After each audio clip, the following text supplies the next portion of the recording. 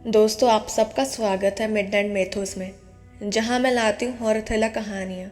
आज की कहानी का नाम है अधूरी पार्टी, अनीता कृष्णन द्वारा लिखित। दोस्तों, अगर आपको हॉरर थ्रिलर कहानियाँ सुनना पसंद है तो मिडनाइट मेथोस को सब्सक्राइब करना मत भूलिएगा, क्योंकि यहाँ मैं लाती हूँ अलग अलग किस्म की हॉरर थ्रिलर कहानियाँ। धन्यवाद।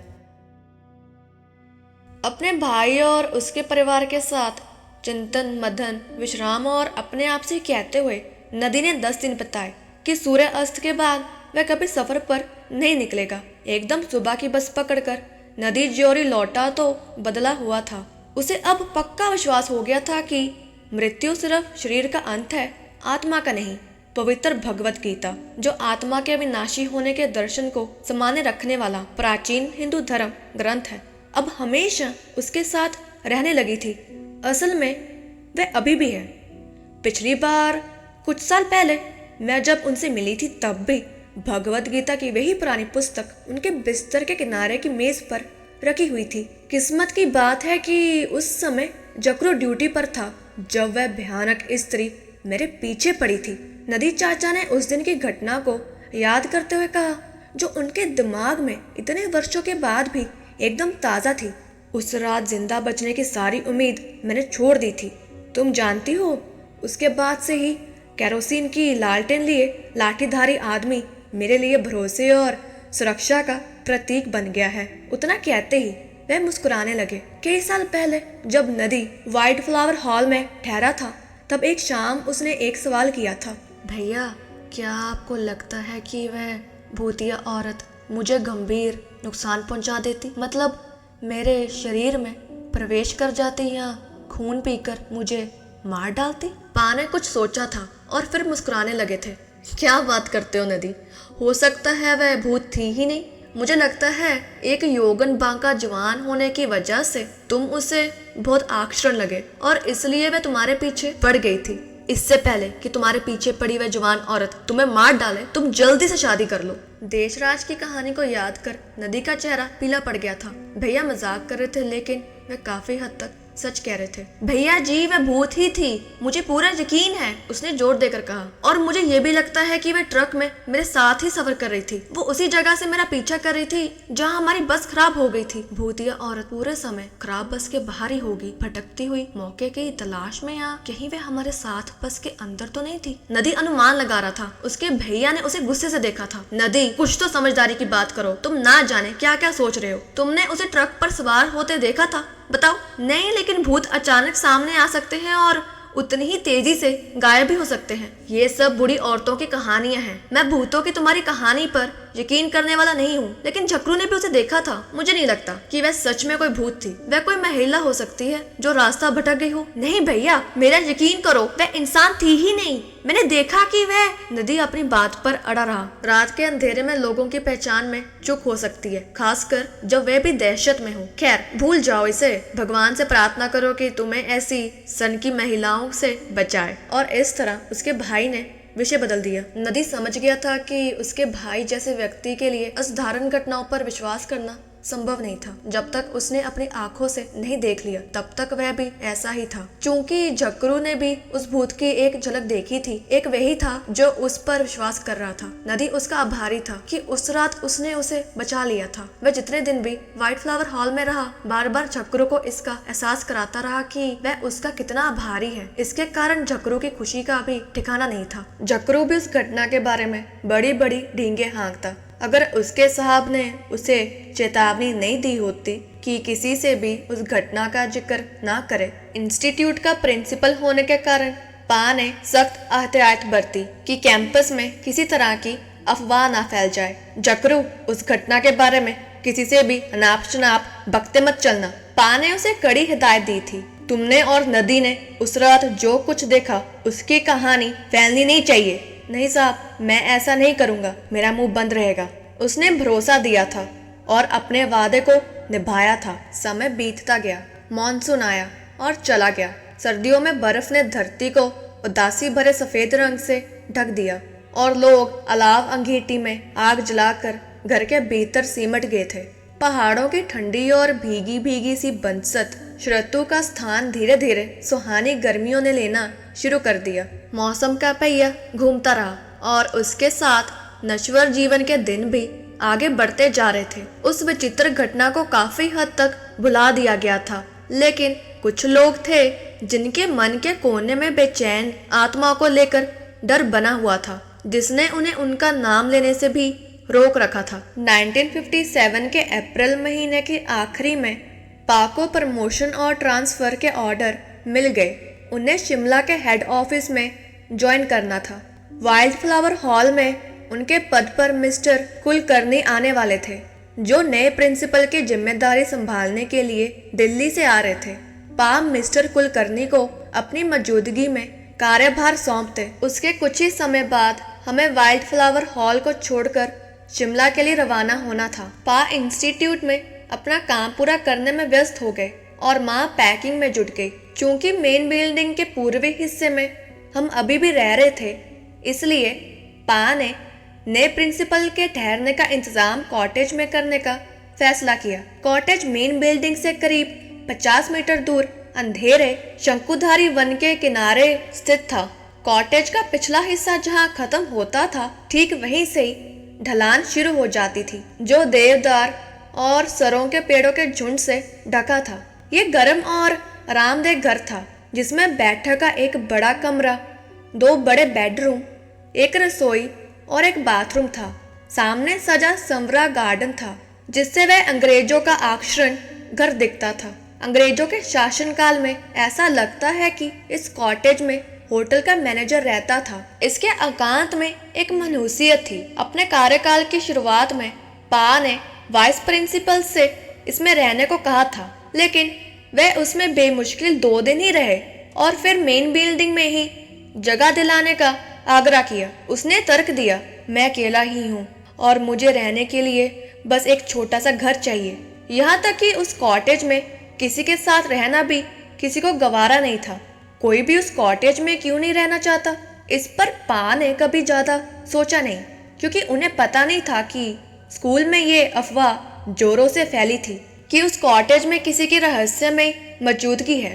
नतीजा ये हुआ कि उस कॉटेज को इंस्टीट्यूट के खास मेहमानों के लिए रिजर्व कर दिया गया। कभी कभार सफाई के लिए उसे खोला जाता था, नहीं तो ज्यादातर वह खाली और बंद ही रहता था। अब उस कॉटेज को महीनों बाद पूरी सफाई के लिए खोला गया था, ताकि उस नए प्रिंसिपल और उनकी पत्नी के रहने लायक बनाया जा सके। सफाई का काम वल्लभ को सौंपा गया, जो 18-19 साल का था और 2 महीने पहले ही उसने स्टाफ के तौर पर ज्वाइन किया था। सफाई करने वाला सर्फ साबुन, झाड़ू पोंछा और धूल झाड़ने वाले कपड़े से लैस वल्लभ ने सुबह करीब 9 बजे कॉटेज का ताला खोला और अंदर दाखिल हो गया। घर बर्फ की तरह ठंडा और अजीब ढंग से विरोध का एहसास कराने वाला था। उसने जैसे ही अपना काम शुरू किया, वैसे ही उसे अजीब अजीब फुसफुसाहट सुनाई देने लगी। क्या उसकी झाड़ू से ऐसे विचित्र आवाज निकल रही थी? वह रुक गया, एकदम सितर खड़ा रहा, लेकिन फुसफुसाहट सुनाई देती रही। उसे एहसास हुआ कि ये आवाजें उसके पीछे से आ रही थी। उसने पलटकर देखा कि कॉटेज में कोई है तो नहीं। उसने ताज़ा हवा के लिए दरवाज़ा खुला छोड़ दिया था, तो कोई घुस तो नहीं आया। उसने सारे कमरे देख लिए, लेकिन कोई नहीं मिला। उसने उन भुनभुनाती आवाज़ों को नज़रअंदाज कर अपना काम फिर से शुरू कर दिया, लेकिन वह आवाज़ें तेज़ होती जा रही थी। आवाज़ें उसका पीछा कर रही थी। अपने गर्म कपड़ों के बावजूद वह अंदर से कांप रहा था। फर्श को बुराने के बाद वह सुस्ताने के लिए एक कुर्सी पर बैठ गया। भुनभुनाने की आवाज़ें उसे बुरी तरह परेशान कर रही थी। उसने भुनभुनाहट को बंद करने के लिए कई बार अपने कान कसकर बंद किए और फिर उन्हें खोल दिया। धीरे धीरे आवाज़ें बंद हो गई। शायद उसे डॉक्टर के इलाज की ज़रूरत थी। 5 मिनट आराम करने के बाद काम को आगे बढ़ाने के लिए वह खड़ा हो गया। तुरंत फुसफुसाहट फिर से शुरू हो गई। उसने विचित्र आवाज़ों को अनसुना करने की कोशिश की, लेकिन वह तेज और तेज होती जा रही थी। फिर उसने पहला शब्द साफ साफ सुना, चले जाओ। उसने पलटकर देखा, शायद वह आवाज खिड़की के बाहर से आई थी, लेकिन बाहर उसे कोई नजर नहीं आया। अपना सिर घूमता हुआ वह वापस बेडरूम में आया और चादर बदलने के लिए उसे पकड़ा। तभी उसे लगा जैसे किसी ने जोर से उसे धक्का दे दिया। संभलने के लिए उसने साइड टेबल को थाम लिया। भाग जाओ! भारी और गुस्से से भरी वह आवाज करीब और एकदम साफ थी। ऐसा लग रहा था जैसे कोई ठीक उसके साथ खड़ा हो, एकदम अदृश्य। उसके पैर जैसे जम गए थे। वह एकदम खाली कमरे में चारों ओर देख रहा था। उसने जब देखा कि बिस्तर पर रखा तकिया अपने आप ऊपर उठा और उसकी तरफ तेजी से आया, तो डर के मारे उसकी जान ही निकल गई। बचने के लिए वह नीचे झुका और फिर हाँफता कांपता चीखता हुआ कॉटेज के बाहर भागा और सीधा प्रिंसिपल के दफ्तर में आके रुका। पा ने धैर्य से वल्लभ की बात सुनी। उसका कांपता शरीर और पीला चेहरा इस बात का पारपद सबूत था कि उसने कुछ ऐसा देखा जिसने उसे बुरी तरह डरा दिया था। लेकिन तकिए हवा में अपने आप उड़ते हुए आए। जरूर ये लड़का कल्पना की उड़ान भर रहा है। खैर, पा एक पल के लिए चिंता में डूब गए। क्या सच में ये भूतिया गतिविधियां हो रही हैं? पहले नदी और अब वल्लभ। लेकिन इस ख्याल को उन्होंने अपने दिमाग से निकाल दिया। ये लड़का बढ़ा चढ़ाकर बात कर रहा है। बेमुश्किल 18 का है अभी और अकल का कच्चा है। उन्होंने मेंटेनेंस के इंचार्ज विष्णु को बुलाया और उसे कहा कि जब तक वल्लभ का काम खत्म ना हो जाए तब तक वह उसके साथ रहे। वल्लभ ने सीधा इनकार कर दिया। कितना भी समझाया गया, लेकिन वह कॉटेज में जाने को तैयार नहीं था। उस घटना ने वल्लभ को इतना डरा दिया था कि उसने नौकरी से मुक्त कर देने को कह दिया। वह अपने घर जाएगा और फिर कोई दूसरी नौकरी ढूंढ लेगा। ये भूतिया जगह है सर, ये सुरक्षित नहीं है, उसने साफ कह दिया। पा ने पूरी घटना को एक कमजोर दिमाग वाले लड़के की कपोल कल्पना कहकर बकवास बता दिया और उसे नौकरी छोड़कर जाने दिया। विष्णु भी कॉटेज में जाने से उतना ही हिचक रहा था। उसने सुना था कि बीते कुछ दिनों से कॉटेज के आसपास अजीब अजीब सी घटनाएं बढ़ गई हैं, लेकिन वह आदेश मानने से इनकार नहीं कर सका। उसने जकरू समेत कुछ शेरदिल लोगों की टीम इकट्ठी की। जोर जोर से मंत्र पढ़ते हुए उन्होंने पहले कॉटेज को खंगाला। इससे पहले वह कॉटेज इतनी ठंडी कभी नहीं महसूस हुई थी। उन्हें किसी की मौजूदगी का एहसास भी हुआ, जैसे कोई उन्हें देख रहा था, उनका पीछा कर रहा था, लेकिन दूर ही रहता था। शायद मंत्रोच्चार काम कर रहा था। झटपट कॉटेज को साफ कर उन्होंने फिर से उसमें ताला लगा दिया। मेरे परिवार को शिमला रवाना होने से 2 दिन पहले मिस्टर और मिसेस कुलकर्णी लंच के समय से कुछ देर पहले पहुंचे। आसमान बादलों से कुछ हद तक ढका था और सुखद धूप इस एहसास को कम कर रही थी कि गर्मियां आने वाली हैं। लेकिन दिल्ली की गर्मी का सामना करके आए उस दंपत्ति के लिए ऐसा था मानो उनके लिए सर्दियां लौट आई थी। कुलकर्णी दंपत्ति की उम्र 35-40 के करीब थी और वह निसंतान थे। हिमालय की गोद में स्थित एक मशहूर इमारत के करीब तैनाती की खुशी उनके चेहरे पर देखी जा सकती थी। इंस्टीट्यूट के स्टाफ और छात्र उनका हार्दिक स्वागत करने के लिए इकट्ठा थे। हम पहली बार पहाड़ों पर आए हैं और यहाँ रहना हमें काफी अच्छा लगेगा, मिस्टर कुलकर्णी ने पूरे मन से कहा और उनकी पत्नी ने उत्साह के साथ और अपनी शॉल को लपेटते हुए उनसे सहमति जताई। दोनों ऐसे लग रहे थे मानो स्कूल के बच्चे पिकनिक पर जा रहे हों। उनके हाव भाव बता रहे थे कि इस अलौकिक वातावरण में रहने को लेकर दोनों कितने खुश हैं। स्टाफ के कुछ सदस्यों की नजरें एक दूसरे से मिली। कुछ उन पर तरस खाते दिखे। उस समूह के पीछे खड़े जकरू और विष्णु ने अपना सिर झुकाया और मन ही मन प्रार्थना करने लगे।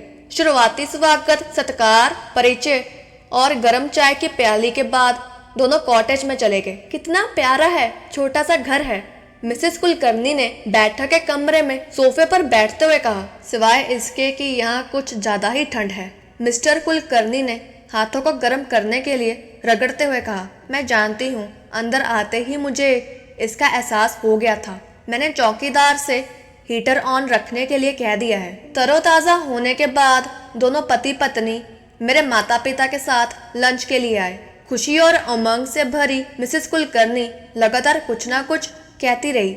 उसके बाद उन्हें गार्डन में ले जाया गया, जहां उन्होंने सुकून दिलाने वाली कॉफी पी। मिसेस कुलकर्णी बड़ी हैरानी से हरी हरी घास और क्यारियों में लगे विदेशी फूलों को निहार रही थी, जिन्होंने खिलना अभी शुरू ही किया था। वह काफी प्रभावित हुई और उन्होंने मेरी माँ से अपनी खुशी जाहिर की। मिसेस शर्मा, मैं तो पूरी उम्र यहाँ रहूं, तब भी कोई शिकायत नहीं करूंगी। ये जगह अद्भुत है। आदित्य है, आपको यहाँ से जाने का दुख नहीं हो रहा है? हम तो हमेशा ऐसी ही जगहों पर रहते आए हैं मिसेस कुलकर्णी। हम तो पहाड़ों के लोग हैं और हम ज्यादा दूर नहीं जा रहे, बस 20 किलोमीटर दूर। आप कितनी लकी हैं, मिसेस कुलकर्णी ने चहकते हुए कहा। पा उनकी बातचीत के बीच में बोल पड़े और कहा कि कुलकर्णी दंपत्ति को हमारे जाने के बाद मेन बिल्डिंग में शिफ्ट हो जाना चाहिए। लेकिन मिसेस कुलकर्णी उस प्यारे से कॉटेज को लेकर कुछ ज्यादा ही खुश थी। हमें बड़ा घर चाहिए ही क्यों, हमारे तो बच्चे भी नहीं है, बस कॉटेज हम 2 लोगों के लिए काफी है और एकदम आरामदेह भी। मुझे वहाँ का एकांत और शांति अच्छी लगेगी। बिल्कुल, ये तो आपकी पसंद है। पा ने कंधे उचका दिए। लेकिन मैं आपको सावधान कर देता हूँ कि कभी कभी वहाँ काफी अकेलापन महसूस होगा। हाल की घटनाओं के बाद उन्हें उनकी चिंता सता रही थी और उन्होंने संदेह जताते हुए कहा। लेकिन मिसेस कुलकर्णी ने उनका प्रस्ताव ठुकरा दिया। मैंने भीड़ भाड़, शहर का शोर शराबा बहुत सह लिया। अब मैं इस एकांत कॉटेज में शांति का आनंद लेना चाहती हूँ। उसने खुश होकर अपने पैर पसार दिए और फिर कहा, मैं पहाड़ के इस रिजॉर्ट की शांति का पूरा आनंद उठाने वाली हूँ। आप कह रहे थे ना कि अंग्रेजों के समय में ये एक लग्जरी होटल हुआ करता था। मिस्टर कुलकर्णी संपन्न भाव से अपनी पत्नी को देख रहे थे। उनके चेहरे से साफ था कि वे अपनी पत्नी को इतना खुश देख प्रसन्न थे। लंच के बाद पा और मिस्टर कुलकर्णी ऑफिस निकल गए। माँ ने मिसेस कुलकर्णी को सलाह दी कि वह दोपहर में आराम कर ले। लंबे सफर के बाद उन्हें उसकी जरूरत भी होगी। लेकिन उस जगह का नयापन उस महिला में कुछ ज्यादा ही ऊर्जा भर चुका था। उसने दोपहर का पूरा समय गार्डन, आसपास के इलाके को देखने और धूप सेंकने में बता दिया। देर शाम में जाकर वह उस कॉटेज में दाखिल हुई। अब तक शिकार की तलाश में घूमते किसी जानवर की तरह अंधेरा दबे पांव घिरता जा रहा था, जिससे मिसेस कुलकर्णी का उत्साह ठंडा पड़ने लगा था। रात में जाग उठने वाले जानवरों की आवाजों ने परेशानी को और बढ़ा दिया। वह एकदम से शहर में पली बड़ी थी, जिसने सिर्फ भीड़ भाड़ और चिलपौं देखा था। उदासी भरे पहाड़ का सन्नाटा उसके हौसले को पस्त कर रहा था। उस पर उसे फुसफुसाने की अजीबोगरीब आवाजें भी सुनाई देने लगी थी। कहीं बाहर कुछ लोग, छात्र या स्टाफ तो नहीं थे जो फुसफुसाकर बातें कर रहे थे, लेकिन आवाजें कॉटेज के भीतर से आती लग रही थी। उन्होंने अपने बैग से झटपट भगवान कृष्ण की मूर्ति निकाली, पूजा के लिए एक कोने को चुना और शाम की पूजा के लिए बैठ गई। उन्हें अब अपने पति के लौटने का बेबसी से इंतजार था। पति पत्नी जब रात के खाने पर हमारे घर आए तो उनकी चिंता खुलकर सामने आ गई। इस अलग थलग सी जगह में रहते हुए आपको कभी डर नहीं लगा? कुछ ही घंटे में उसकी बातों के विरोधाभास से माँ हैरान रह गई। घबराओ मत, कुछ ही दिनों में आपको इसकी आदत पड़ जाएगी। डिनर के बाद दोनों अपने कॉटेज में चले गए, क्योंकि लंबे सफर और दिन भर की गतिविधियों ने उन्हें बुरी तरह थका दिया था। रात करीब 10 बजे दोनों बिस्तर पर चले गए और दिन भर की थकान ने उनके चेतन मन को अपनी आगोश में ले लिया। लगभग आधी रात के समय मिसेस कुलकर्णी की नींद अचानक खुल गई।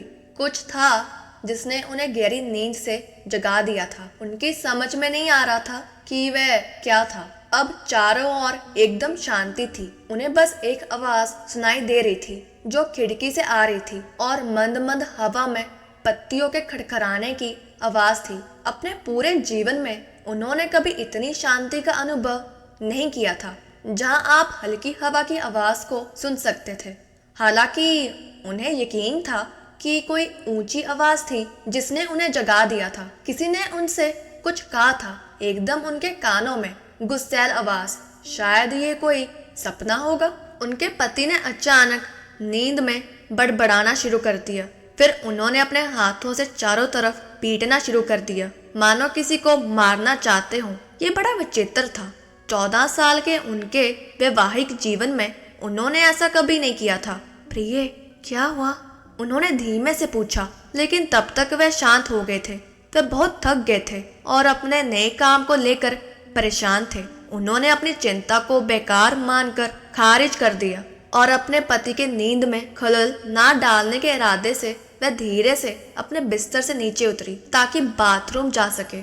उन्होंने एक छोटा सा टॉर्च जलाया जिसे बिस्तर के किनारे टेबल पर रखा था। जैसे ही वो बाथरूम के पास पहुंची, उन्हें लगा जैसे कुछ तेजी से उनके पास से गुजर गया हो, एकदम साफ तौर पर। जब वह बाथरूम के दरवाजे के करीब आई, तब कोई उनके सामने आया था और उन्हें रास्ता देने के लिए किनारे हट गया था। टॉर्च की रोशनी में उन्होंने आसपास देखने की कोशिश की। शायद कोई बिल्ली कॉटेज में घुस गई हो। अजीब से अनुभव के बारे में सोचती हुई वह टॉयलेट में चली गई। अभी वह अंदर ही थी कि अपने पति को गुस्से में बोलते हुए जैसे किसी से कह रहे हो कि उन्हें परेशान ना करें। ये किससे बात कर रहे हैं? वह तुरंत वापस आई। इस बार उन्होंने तय किया कि वह टेबल लैंप ऑन कर देगी। मिस्टर कुलकर्णी पूरी तरह जाग चुके थे। उन्होंने डांटा कि उनका कंबल क्यों खींच लिया था और अब लाइट जला दी। क्या परेशानी है तुम्हें?